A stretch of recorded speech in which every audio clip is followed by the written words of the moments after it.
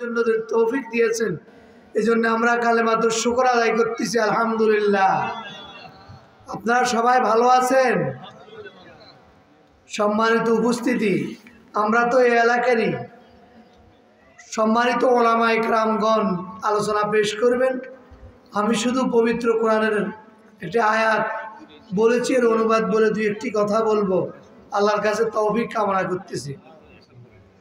আল্লাহ তাআলা বলছেন, কুনতুম খায়রা উম্মাতিন উখরিজাত লিন-নাস তা'মুরুনা বিল মা'রুফি ওয়া তানহাউনা আনিল মুনকার।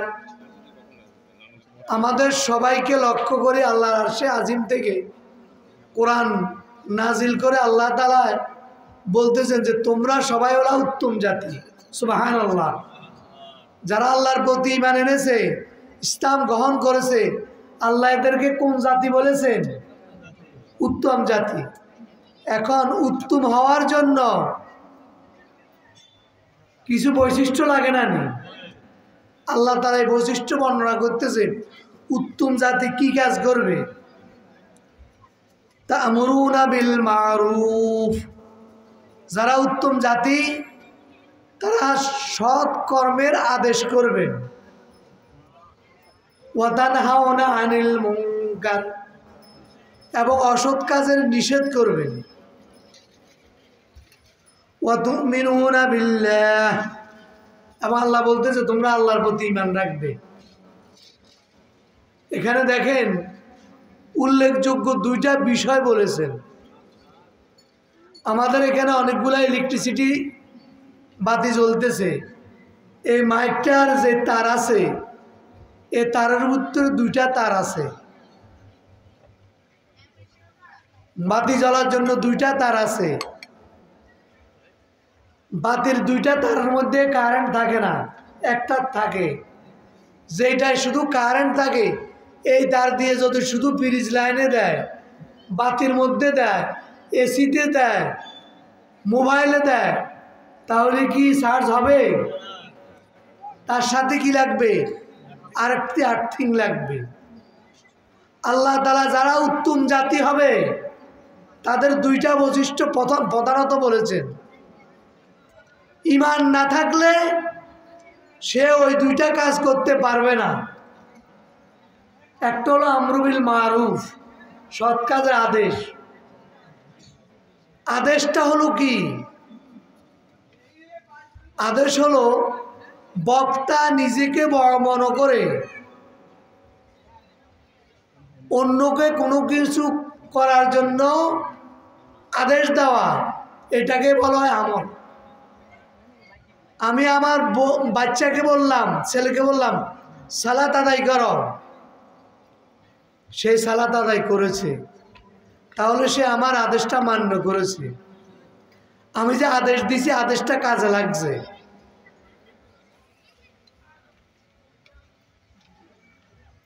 আমি তাকে আদেশ দিয়েছি সালাত আদায়ের জন্য, সে সালাত আদায় করে নাই, সে অপরাধ করেছে।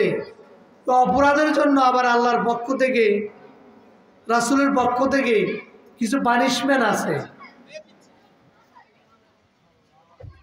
সেটা কি?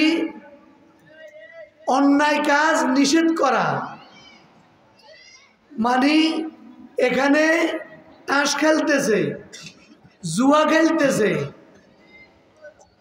মদ খাওয়ার কার্যক্রম চলতেছে, নাচ গানের কার্যক্রম চলতেছে, ইসলাম বিপরীত কার্যক্রম চলতেছে, এটা নিষেধ। মানি জুয়া খেলতেছে, তোমরা জুয়া খেলতে পারবে না। তারা যদি না খেলে, আমি যে তাদেরকে নিষেধ করলাম, তারা কাজটা পালন করেছে, এটা হলো নাহি আনিল মুনকার। এইটার চূড়ান্ত পর্যায়ে কার্যক্রমটা বাস্তব রূপ দিতে পারে কে? সরকার, রাষ্ট্র। তার কাছে অমান্য করলে শায়েস্তা করার ব্যবস্থা আছে। আমরা যখন লোকজনকে বলি মসজিদে জুমাতে ভালো কাজের কথা, কারো মনে চাইলে করে, কেউ করে না, এটাকে বলা হয় অনুরোধ বিল মারুফ। এটা হলো অনুরোধ বিল মারুফ। মারুফ কাজের জন্য আমি আপনাকে একটু অনুরোধ করেছি, কিন্তু ভালো কাজ বলার পরে করবে না, এটা আদেশ করতে হবেই, এটা হলো আদেশ। এই জন্যে যুবকরা একটা তাফসিরুল কোরআন মাহফিল আয়োজন করেছে। আমি যুবকদেরকে লক্ষ্য করি, সকল শ্রোতা এবং মাইকের আওয়াজ যতটুকু শোনা যায় সব পর্যন্ত আমি বলবো, রাসূলুল্লাহ সাল্লাল্লাহু আলাইহি ওয়াসাল্লাম বলছে 3 ব্যক্তি জান্নাতে যাবে। সুবহানাল্লাহ বলেন না? 3 ব্যক্তি কি যাবে? যুবকদেরকে বলবো বেশি শোনার জন্য। এই 3 ব্যক্তিকে ফাফাদাত আইনাহু মিন খাশিয়াতিল্লাহ, যার চোখ আল্লাহর ভয়ে, যার চোখ দিয়ে পানি আসবে, অর্থাৎ আল্লাহর ভয়ে, আরে আমি যে ঠিকমতো নামাজ পড়তে পারি নাই, আরে আমি যে ঠিকমতো আমার কথা শুনি নাই, আমি যে ঠিকমতো আমার মুরব্বীদের কথা শুনি নাই, আমার বাড়ির লোকদের সাথে খারাপ কাজ করেছি, আমি রমজান মাস ছিল, টকবকে রক্ত ছিল, টাকা ছিল, এগুলার গরমে আমি সিয়াম পালন করি নাই, মা বাবার কথাকে আমি গ্রাহ্য করি নাই, আমার চাচাদেরকে মান্য করি নাই, ভাইয়ের মুরব্বীদেরকে মান্য করি নাই, আমি অনেক অপরাধ করেছি। এই টেন্ডেন্সি, এই ফিলিংস মনে আসি যখন কোনো ব্যক্তি আল্লাহর কাছে কান্নাকাটি করবে, আল্লাহ রাসূল সাল্লাল্লাহু আলাইহি ওয়াসাল্লাম বলেন এই কান্নাকাটি অবস্থায় তার জীবনটা যদি শেষ কাটাই দিতে পারে সে আল্লাহর জান্নাতে যাবে। সুবহানাল্লাহ। আমরা অন্যায় করি না তো, আমরা আমাদের উপরে জুলুম করি না, আমরা আল্লাহর হুকুম সবগুলো ঠিকমতো পালন করেছি, অসংখ্য অপরাধ করেছি আমরা। এই জন্যে আমরা যদি আল্লাহর ভয়ে নিজের চোখ দিয়ে পানি বাহির করতে পারি তাহলে আমরা আল্লাহর জান্নাতে যাওয়ার আশা করতে পারি। সুবহানাল্লাহ। 2 নম্বর আল্লাহ রসুল বলছেন আল হিরসাতু ফি সাবিলিল্লাহ, আল্লাহর পথে ফি সাবিলিল্লাহর কাজে যারা চৌকিদারি করে, যারা পাহারাদারি করে, যারা নেকরানি করে, আজকের এই তাফসীরুল কোরআন মাহফিল, এখানে আল্লাহর দ্বীনের কথা হবে। আল্লাহর এই জমিনটার মধ্যে আল্লাহর দ্বীন কিভাবে বাস্তব রূপ করা যায়, কিভাবে বাস্তবায়ন করা যায়, এই জাতীয় কথা এখানে হবে। প্রোগ্রামটা যেন সুন্দরভাবে বাস্তবায়িত হয়। রাত্রে যে পর্যন্ত চলে 11টা পর্যন্ত, যারা এই কার্যক্রমগুলোকে পাহারা দিবে, আল্লাহ রাসূল সাল্লাল্লাহু আলাইহি ওয়াসাল্লাম বলতেছে যারা এরকম কার্যক্রম করবে আল্লাহ তাআলা তাদেরকে আল্লাহর জান্নাত দান করবেন। সুবহানাল্লাহ, সুবহানাল্লাহ, একটু জোরে বলেন না আল্লাহর দ্বীনের পথে একটু পাহারা দিতে আপনারা চান না? আল্লাহর দ্বীনের কাজ চলতেছে, আল্লাহর দ্বীনের একটা প্রোগ্রাম চলতেছে, আল্লাহর দ্বীন বাস্তবায়নের জন্য কার্যক্রম, সেখানে যে কোনো ব্যক্তি যদি পাহারা দেয় আল্লাহ তাআলা, রসুল বলতেছেন আল্লাহ তাআলা ওই ব্যক্তিকে আল্লাহর জান্নাত দান করবেন। সুবহানাল্লাহ। 3 নম্বর, যুবক সহ যাদের চোখের মধ্যে এখনো দেখার অ্যাটিটিউড রয়েছে, এই সকল ব্যক্তিরা যখন কোনো মুহররমকে দেখবে, গায়রে মুহররমকে দেখবে, যাদের সাথে বিবাহ জায়েজ, গায়রে মুহররম হলো যাদের সাথে বিয়ে জায়েজ, তারা গায়রে মুহররম। মুহররম হয়েছে যাদের সাথে বিয়ে হারাম, যেমন আমার মা, আমার আপন দাদি, আমার আপন নানি, আমার বোন, আমার মেয়ে, আমার নাতিন, আমার আপন ভাগ্নি, আমার আপন ভাতিজি, আমার দুধ বোন, তারপরে হলো আমার ফুপু, আমার খালা, আপন রক্তের, আমার বাবার সাথে মায়ের সাথে রিলেটিভ যারা, এদেরকে বলা হয় মুহররম। এদের সাথে দেখা দেওয়া যাবে, কথা বলা যাবে, এদের সামনে বসা যাবে। এই ছাড়া যত নারী রয়েছেন সকল নারী হলো বেগানা গায়রে মোহরেম। রাসূলুল্লাহ সাল্লাল্লাহু আলাইহি ওয়াসাল্লাম বলেন, যে ব্যক্তি এই গায়রে মোহরম নারীকে দেখার পরে গুদ্দুল আবসার, তার চক্ষুকে অবরোধ করে ফেলছে অথবা চক্ষুর মধ্যে হাত দিয়ে দিয়েছে। কেন? আল্লাহর ভয়ে, যে আমি যদি এই কাজ করি আল্লাহ আমাকে পাকড়াও করবেন। আল্লাহ রাসূল সাল্লাল্লাহু আলাইহি ওয়াসাল্লাম বলেন, আল্লাহ তাআলা এই ব্যক্তিকেও আল্লাহর জান্নাত দান করবেন। সুবহানাল্লাহ। আর সহজভাবে আপনার গুনাহ মাফ হওয়ার জন্য তিনটা দিক আছে। একটা দিকের কথা বলবো, যেটা সকল মানুষের কিছু না কিছু সময় হয়। সেটা হলো, কোনো ব্যক্তি যদি অসুস্থ হয়, অসুস্থ অবস্থায় কেউ জিজ্ঞেস করলো, ভাই তুমি কেমন আছো? আলহামদুলিল্লাহ। কি বলে? আচ্ছা, অসুস্থ অবস্থা যদি আপনার কষাই বলেন যে আমার বহুত খারাপ, বহুত কিছু, যে লোকে আসছে এই লোক তো জানে আপনি অসুস্থ। রাসূলুল্লাহ সাল্লাল্লাহু আলাইহি ওয়াসাল্লাম বলতেছেন, এরকম আমরা পারি না, আমাদেরকে পাইতে হবে। আল্লাহ রাসূল সাল্লাল্লাহু আলাইহি ওয়াসাল্লাম বলতেছে, কোনো ব্যক্তি যদি অসুস্থ অবস্থায় আল্লাহর প্রশংসা করে, আল্লাহ তাআলা ওই ব্যক্তিকে ওই সময়ের জন্য পরিপূর্ণ মাসুম বেগুনাহ করে দেন। সুবহানাল্লাহ। আরেকটা হলো, প্রতি শুক্রবারে যখন সালাতুল জুমার আজান দেওয়া হয়, সালাতুল জুমার আজান দেওয়া হয়, বাড়ি থেকে কোনো ব্যক্তি যদি হাঁটি হাঁটি তার মসজিদে প্রবেশ করে, গিয়ে সেখানে ইবাদত করে, ইবাদত মানে কি, দুপুরের মসজিদ 2 রাকাত পড়লো, সময় আছে আরও বেশি পড়লো, আল্লাহর কাছে দোয়া করলো, তাসবিহ পড়লো, মসজিদের তাকে কোরআন শরীফ আছে, ওই কোরআন শরীফ পড়লো, কোনো কথা বললো না। আল্লাহ রাসূল সাল্লাল্লাহু আলাইহি ওয়াসাল্লাম বলতেছেন, আল্লাহ তাআলা এই ব্যক্তি যে বাড়ির থেকে জুমার আজান শোনার পরে হাঁটি হাঁটি হাঁটছে, মসজিদে ঢুকছেন, ইবাদত করছেন, কোনো ব্যক্তির সাথে কোনো কথা বলেন নাই, আল্লাহ তাআলা এই ব্যক্তিকে ওই সময়ের জন্য, ওই দিনের জন্য পরিপূর্ণ বেগুনাহ মাসুম করে দেন। সুবহানাল্লাহ। আরেক ব্যক্তি হলো, যে ব্যক্তি হজ করে, তবে সেটা শর্ত অনেক কঠিন। হজটা কবুল হলে ওই ব্যক্তিও আল্লাহর কাছে মাসুম হিসাবে, বেগুনাহ হিসাবে পরিগণিত হয়। সুবহানাল্লাহ। দুইটা আমাদের জন্য সহজ। যদি আগামী জুমা পর্যন্ত বেঁচে থাকি, মসজিদে যাই, ছেলেরা কথা বলতেছে, আপনি যদি বলেন এই কথা বলিস না, আপনি এই সব থেকে মারুম হয়ে যাবেন।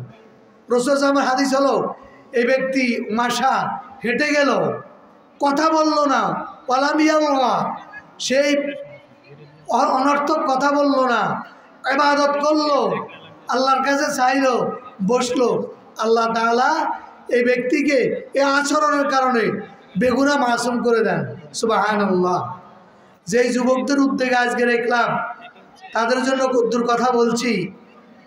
রাসূলুল্লাহ সাল্লাল্লাহু আলাইহি ওয়াসাল্লাম যে আয়াতটা আমি কোরআনের নিছি, যে আমরা সর্বোত্তম জাতি, আমরা সৎ কাজের আদেশ করব, মানে আদেশটা পালিত হতে হবে, অসৎ কাজের নিষেধ। রাসূলুল্লাহ সাল্লাল্লাহু আলাইহি ওয়াসাল্লাম বলছেন, যদি তুমি কোনো অন্যায় কাজ দেখো, মান রাআ মিনকুম মুনকারান ফালিয়ুগাইয়িরহু বিয়াদিহি, তুমি সেটা তোমার হাত দিয়ে প্রতিহত করবে। ফাইন লাম ইয়াস্তাতি, যদি হাত দিয়ে প্রতিহত করতে যাও, জুয়া খেলতেছে, জুয়ার বটম বাটমে গুন্ডে তুমি মেলা মারলা, এটা করতে গেলে তোমার ক্ষতি হতে পারে, তাহলে তুমি মুক্তি বলো, যেটা আমাদের রতনখিল গ্রাম, রতন মানে যেটা মূল্যবান সম্পদ, এই মূল্যবান সম্পদ যে আল্লাহ তাআলা আমাদেরকে দান করেছেন, সেখানে আমরা অমূল্য, ঘৃণার পাত্র, অপরাধী, অন্যায়কারী, জুলুমকারী কেউ হোক, এটা আমরা চাই না, আমরা এই অন্যায় হতে দিব না। মুখ দিয়ে বলতেছে, যদি দেখা যায় মুখ দিয়ে বললেও সেখানে সে পারতেছে না, তাহলে আল্লাহ রাসূল বলছেন, ফাইল্লাম ইয়াস্তাতে পাবে কালবিহি, সে অন্তর দিয়ে সেটা পরিবর্তনের চেষ্টা করবে। সেটা কি? সেটা হলো সে জনমত তৈরি করবে, যারা এরকম কাজ করে 1 দিন 2 দিন 3 দিন আমরা এটাকে প্রতিহত করার চেষ্টা করব। কারণ যেরকম ভালো মানুষ হওয়ার জন্য, উত্তম জাতি হওয়ার জন্য আল্লাহ তাআলা 2টা কথা বলেছেন, আমরু বিল মারুফ নাহি আনিল মুনকার। শুধু সালাত আদায় করলে, শুধু রমজানের সিয়াম পালন করলে, তারপরে রমজান মাসে ইফতার প্রোগ্রাম করলে, তারপরে কোরআনের প্রোগ্রাম করলে, শুধু এতটুকু দিয়ে আল্লাহর কাছে খায়রুল উম্মাহ হওয়া যাবে না। অন্যায়, জুলুম, পাপাচার, গর্হিত কাজ এগুলোকেও প্রতিহত করতে হবে। যদিও তো প্রতিহত করা যায়, তাহলে আল্লাহ তাআলার কাছে সর্বোত্তম জাতি হিসাবে আমরা পরিগণিত হব। আল্লাহ তাআলা যে দুইটা কথা বলেছেন, আমরা কি এই দুইটা কাজ করবো? ইনশাল্লাহ আমরা এই দুইটা কাজ করার মাধ্যমে আল্লাহ তাআলার কাছে সর্বোত্তম জাতি হব। রাসূলুল্লাহ সাল্লাল্লাহু আলাইহি সাল্লাম এক হাদিসের মধ্যে বলেছেন, লা জিল্লা ইল্লা জিল্লুহু। কিয়ামতের ময়দানে যখন আল্লাহর আরশের ছায়া ছাড়া কোনো ছায়া থাকবে না, সেখানে আল্লাহ তাআলা 8 ধরনের লোকরে স্থান দিবেন। এর মধ্যে আমি 2 ধরনের লোকের কথাই শুধু প্রথম বলবো। এক ধরন হলো ওয়া কালবুন মুআল্লিকুহু ফিল মাসাজিদ, ওই ব্যক্তি যার অন্তর মসজিদের সাথে ঝুলন্ত, অর্থাৎ সালাত আদায় করে বাড়িতে গেছে, কাজ করতেছে, লেখাপড়া করতেছে, লেখাপড়া করাইতেছে, গরুরে ঘাস দিতেছে, চাষাবাদ করতেছে, মিস্ত্রি কাজ করতেছে, রাজার কাজ করতেছে, অন্তরটা মসজিদের লগে। আজান দিলেই আমি মসজিদে চলে আসব।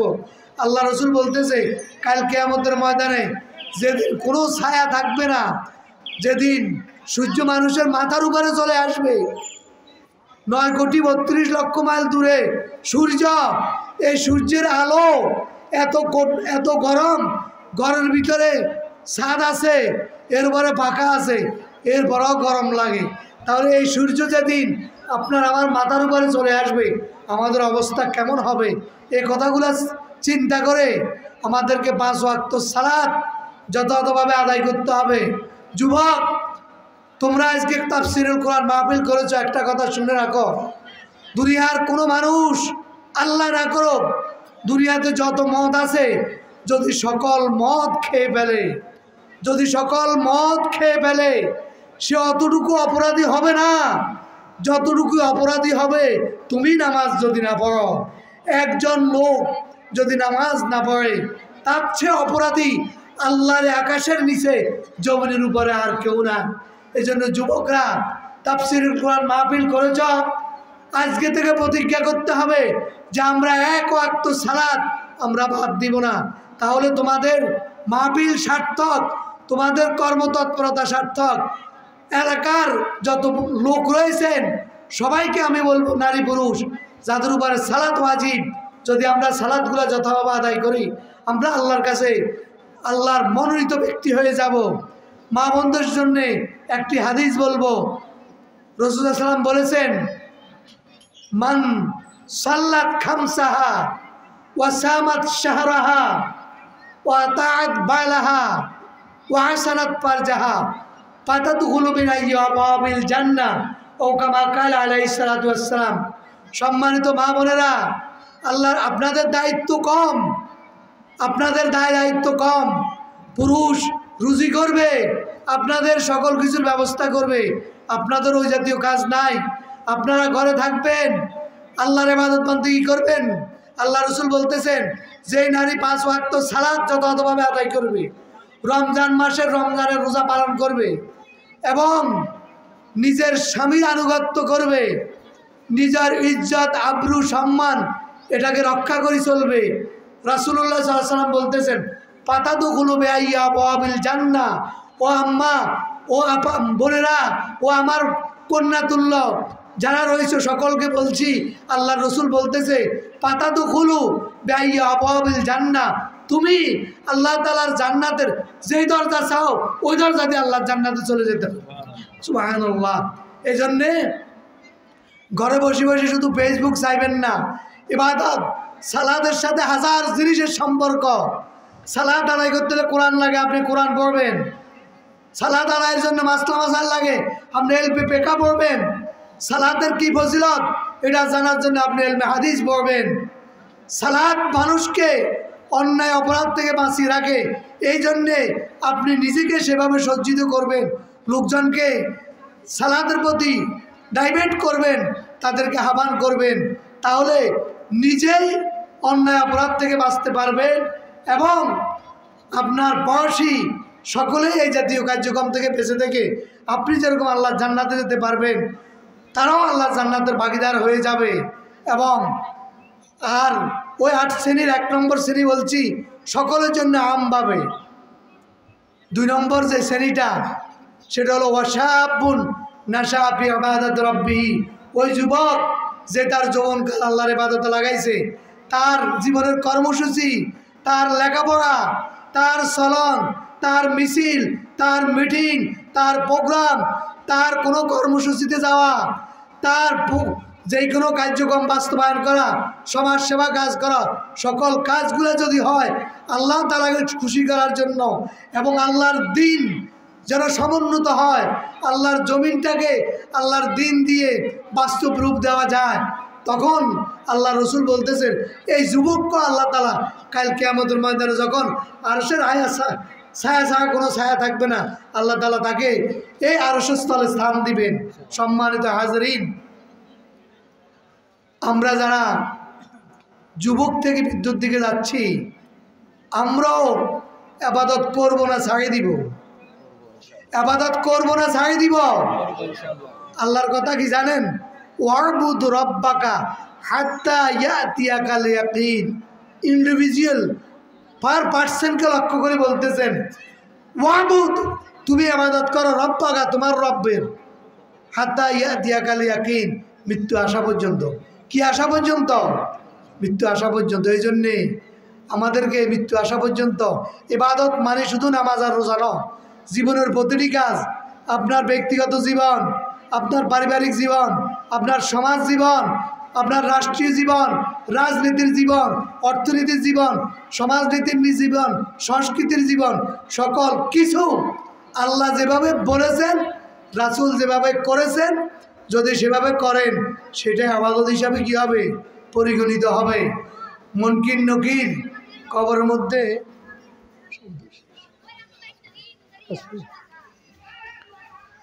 আমরা যখন মরে যাব, আমরা যখন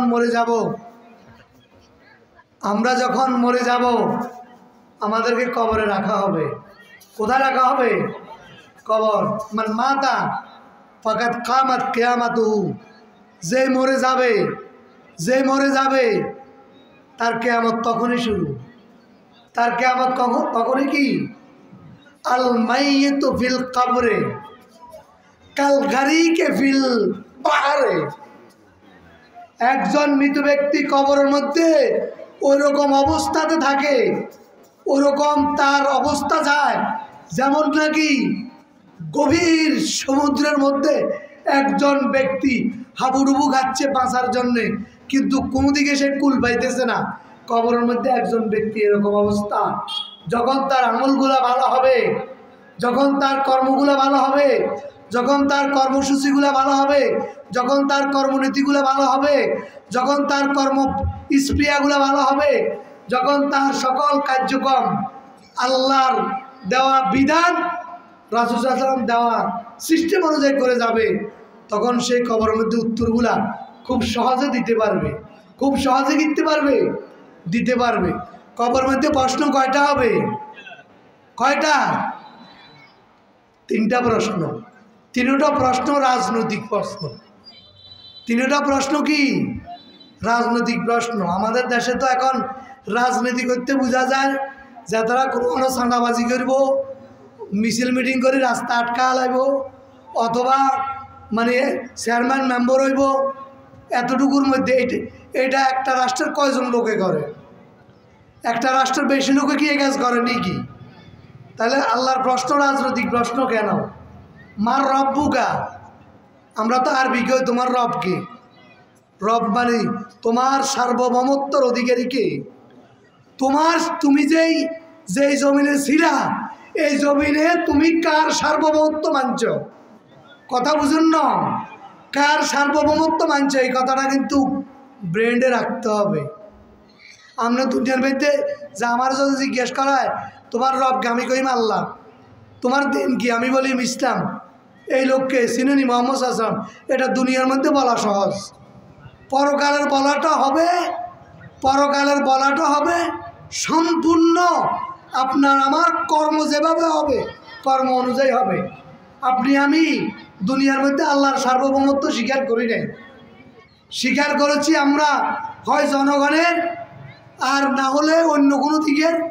তখন আপনি আর আমি মার রব্বুকা আল্লাহর ফেরেশতা প্রশ্ন করলে আমরা উত্তর দিতে পারবো না। এই জন্যে ব্যাপারগুলো লাগে ইজি।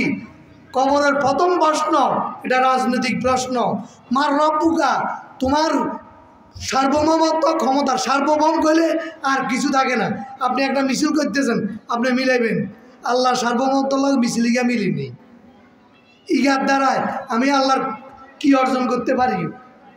আপনি একটা মিটিং করলেন, মিটিংয়ের চূড়ান্ত একটা আউটপুট আছে, রেজাল্ট আছে, এই রেজাল্টটা আল্লাহর সার্বভৌমত্বর লগে ঠিক আছে নি। এভাবে আপনি যত কার্যক্রম মিলাইবেন, যদি সার্বভৌমত্বর লগে ঠিক থাকে তাহলে আপনি আল্লাহর সার্বভৌমত্ব মানতেছেন। সর্বময় ক্ষমতা যদি আল্লাহর হয়, আপনি এর ব্যতিক্রম চলতে পারেন না। 2 নম্বর, আমার দিন উগা। দিন আরবি শব্দ, আমরা দিন বলি, দিন আরবি শব্দ। দিন মালিকি ইয়াউমিদ্দিন, এখানে দিন শব্দের অর্থ হলো প্রতিদান। ইন্নাদ-দীন ইনদাল্লাহিল ইসলাম, এখানে দিন শব্দের অর্থ হলো জীবন ব্যবস্থা। ওয়ামাই ইয়াবতাগি গায়রাল ইসলাম দীনান, যে ব্যক্তি ইসলাম ছাড়া জীবন ব্যবস্থা তার জীবনের, আরে ভাই নামাজ পড়েন 24 ঘন্টার মধ্যে 1 ঘন্টা, যে তারা ঠিক মতো পড়ে। রোজা রাখলে পুরো 1 বছরের মধ্যে 1 মাস। হজ করলে বহু লোকের কপালে হজ নাই, যাকাত বহু লোকের কপালে নাই, তো ইবাদত করুন। আল্লাহ তো বলছে মৃত্যু পর্যন্ত ইবাদত করো, অর্থাৎ আল্লাহ তাআলার রুল অনুযায়ী চলা। দ্বিতীয় প্রশ্ন, ওমা দিন উগা, তোমার দিন কি? দিন মানে তুমি কোন জীবন ব্যবস্থা পালন করছো। ওমাই ইয়াবতাগি গায়রাল ইসলাম দীনান, ইসলাম ছাড়া যদি কোনো জীবন ব্যবস্থা, কোনো অর্থ ব্যবস্থা, কোনো রাজনৈতিক ব্যবস্থা, কোনো সমাজনীতি ব্যবস্থা, কোনো পারিবারিক ব্যবস্থা কেউ গ্রহণ করে থাকে ইসলামের রুল ছাড়া, আল্লাহর কাছে সেটা গ্রহণীয় হবে না। ওমাই ইয়াবতাগি গায়রাল ইসলাম দীনান ফালাই ইউকবালা মিনহু, আল্লাহ কশিন কালো সেটা গ্রহণ করবে না। দ্বিতীয় প্রশ্নটাও রাজনৈতিক প্রশ্ন, তুমি কোন মতাদর্শে চলছ, তুমি কোন এক কথায় সহজ বাংলায় তুই কোন দলে আসিলে, তুমি কোন দলে আসিলে। 3 নম্বর প্রশ্ন, ওমান হাজার রাজুল, এই ব্যক্তিকে কি চিনো? এই ব্যক্তিকে ওর গইতে হতো আর থাকে খবর। 3 নম্বর প্রশ্ন, ওমান হাজার রাজুল হাল তারিব হাজার রাজুল, এই ব্যক্তিকে কি তুমি চিনো? এই ব্যক্তিকে একজন কথা কয় মোহাম্মদ সাল্লাল্লাহু আলাইহি সাল্লাম দেখাই বলবে এই ব্যক্তিকে। এই ব্যক্তি আমি যে বলছি যে সেটাও রাজনৈতিক প্রশ্ন। এটার কারণ কি? মোহাম্মদ সাল্লাল্লাহু আলাইহি সাল্লাম প্রথমে একদল লোককে দাওয়াত দিয়েছেন যে আসো কুলু লা ইলাহা ইল্লাল্লাহ তুফলিহুন। এরা যখন এক আল্লাহকে মানছেন, এরপরে আল্লাহ রাসূল সাল্লাম বললেন যে আমরা কয়েকজন এক আল্লাহরে মানবো, কাবা শরীফের মধ্যে মূর্তি থাকবে, হুবল, লাত, মানাত, উজ্জা এগুলার পূজা চলবে, এগুলো তো হতে পারে না। এটার জন্য আমাদেরকে একটা রাষ্ট্র কাঠামো দাঁড় করাতে হবে। রাসূল মদিনায় একটি রাষ্ট্র কাঠামো করলেন, মদিনার সনদ, রাষ্ট্র ব্যবস্থা কীভাবে চলবে একটা রুল নীতি তৈরি করেছেন। এবং ওই রুল নীতির ভিতরে অভাবী মানুষ, গরিব মানুষ, তাদেরকে একসময় খুঁজে পাওয়া যায় নাই, জাকাত দেওয়ার নিবে লোক নাই। কোনো মানুষ ফারুক আজম রাদিয়াল্লাহু তাআলা আনহু, খলিফাতুল মুসলিমিন আবু বকর রাদিয়াল্লাহু তাআলা আনহু আমলে কাজীউল কুযাত, প্রধান বিচারপতি, উনি 1 বছর পরে বলতেছেন আমিরুল মুমিনিন আমি আর এই পদে চাকরি করব না। বলল কারণ কি? বললে আমাকে এখানে বসাইছেন বিচার করার জন্য, রাষ্ট্রীয় দায়িত্ব পালন করার জন্য। গত 1টি বছরে একটা মামলা আমার কাছে আসলো না। আমি এরকম অলস বসি রাষ্ট্রীয় কোষাগার থেকে টাকা নিতে পারবো না। সুবহানাল্লাহ। রাসূল এমন একটা রাষ্ট্র ব্যবস্থা করে দিয়ে গেছেন যে রাষ্ট্র ব্যবস্থার মধ্যে চুরি, ডাকাতি, বদমাশি, রাসূল সাল্লাম বলছেন হাজরামাউত থেকে সানা পর্যন্ত একজন নারী হেঁটে যাবে, সুন্দরী অলংকার পরিহিতা এত দূর পর্যন্ত হাঁটি যাবে, ওই না মহিলার অন্তরের মধ্যে লা তাকাবু, সেই মহিলা ভয় করবে না দুনিয়া আহাদান কাউকে ইল্লাল্লাহ, তার মনের মধ্যে একটা ভয় থাকবে, শুধুমাত্র কার ভয়? আল্লাহ তাআলার ভয়। তার মনে এটা থাকবে না যে আমার অলংকার নিয়ে যাবে, তার মনের মধ্যে ভয় থাকবে না কোনো মানে পরপুরুষ, কোনো খারাপ লোক আমার ইজ্জত নষ্ট করবে। আল্লাহ রাসূল সাল্লাম এমন একটা রাষ্ট্র ব্যবস্থা, সমাজ ব্যবস্থা করে দিয়ে গিয়েছেন। এই জন্য রাসূল সাল্লামের তৃতীয় প্রশ্নটা এই লোক মানে, এই লোক যে এতগুলো যুদ্ধ করলো, এই লোক যে এত দান শহীদ করলো, এই লোক যে দিনের কথা বলতে গিয়ে তার মাথার রক্তাক্ত হয়ে গেল, শরীর রক্তাক্ত হয়ে গেল, এই চেতনার লগে এই কার্যক্রমের লগে তুমি কত ঢুকছিলে? এই লোকটা যে 3.5 বছর জেল কাটলো, তুমি তোমার লাইফে এই লোকের এই কার্যক্রম করতে গিয়ে কতটুকু করেছো? সম্মানিত হাজিরিন, সম্মানিত উপস্থিতি, সম্মানিত মাইকের আওয়াজ যতটুকু যাচ্ছে শ্রোতাবৃন্দ, আমরা দুনিয়ার থেকে চলে যাব, আল্লাহ তাআলার কাছে আমরা কি নিয়ে যাব? এই চেতনা ধারণ করে আমাদেরকে যদি আমরা দুনিয়ার থেকে যেতে পারি, তাহলে আমরা আল্লাহ তাআলার কাছে ইহকালীন কল্যাণ, পরকালীন মুক্তি এবং আল্লাহর জান্নাতের ভাগীদার আমরা হতে পারবো। আল্লাহ তাআলা আমাদেরকে আমাদের ব্যক্তিগত জীবন, পারিবারিক জীবন, সামাজিক জীবন, রাষ্ট্রীয় জীবন, অর্থনীতির জীবন, লেনদেনের জীবন, মাহফিলের জীবন, এলাকার বিভিন্ন কার্যক্রমের জীবন, সকল কার্যক্রমগুলা আল্লাহর তাআলা দেওয়া নিয়ম, রুল, আল কোরআন এবং রাসূল সাল্লামের রুল, নিয়ম, আল হাদিস অনুযায়ী করে আমরা যেন আমাদের জীবনটা সাজাতে পারি। আল্লাহ তাআলা আপনারা আমাদের সহ সারা বিশ্বের মুসলমানদেরকে সে তৌফিক দান করুন, আমিন। ওয়া মা তাওফিক ইল্লা বিল্লাহ, আস্তাগফিরুকা ওয়া আতুবু ইলাইক। আসসালামু আলাইকুম।